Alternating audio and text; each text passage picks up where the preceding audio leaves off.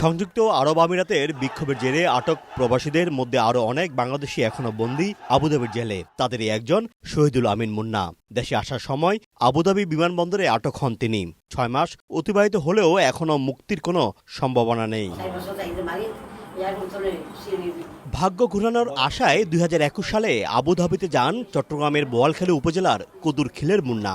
2 সন্তানের বাবা মুন্না 4 বছর পর দেশে ফেরার জন্য রওনা দিলেও বিক্ষোভে অংশগ্রহণের অভিযোগে তাকে আবুধাবি বিমানবন্দর থেকে আটক করা হয়। তখন থেকে আল সদর কারাগারে বন্দী তিনি। ছেলের এমন বন্দি দশায় ভেঙে পড়েছেন তার বাবা ইয়াকুব নবী।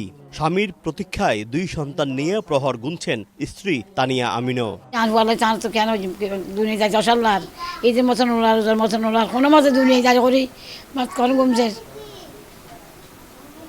অসিন্দে সিন্দে তো এখন লোক ধরি।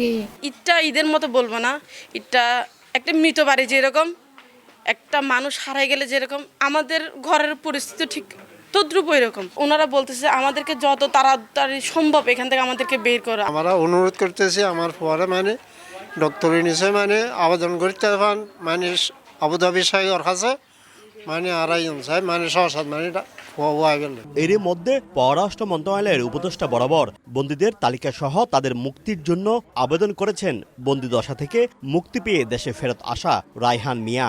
আবুধাবির জেলে এখনো 20 জনের বেশি বাংলাদেশি বন্দী রয়েছেন বলে জানা গেছে। তাদের অতি দ্রুত দেশে ফিরিয়ে আনতে সরকারি হস্তক্ষেপের দাবি জানান স্বজনরা। আবুধাবির জেলে এখনও ধারণা করা হচ্ছে 20-এর অধিক বাংলাদেশি বন্দী রয়েছেন।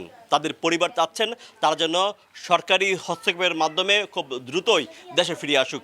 শোয়েব কবির, সময় সংবাদ, চট্টগ্রাম।